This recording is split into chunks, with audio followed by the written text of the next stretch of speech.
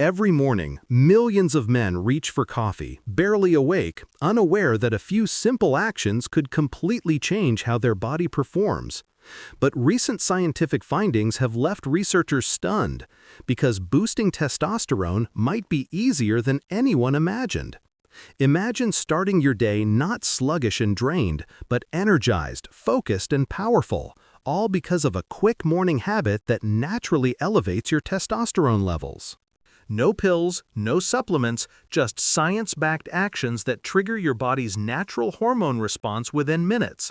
According to studies from top endocrinology labs, early sunlight exposure, short bursts of movement, and deep breathing exercises can raise testosterone levels significantly.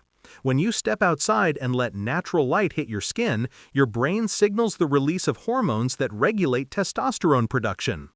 Add a 2-minute cold shower, and your body responds with a surge of alertness and improved blood flow, both crucial for hormone balance. Combine this with a protein-rich breakfast and hydration, and you've created the perfect internal environment for testosterone to thrive. So tomorrow morning, skip the snooze button.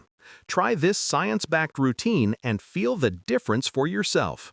Energy, confidence, and vitality like never before.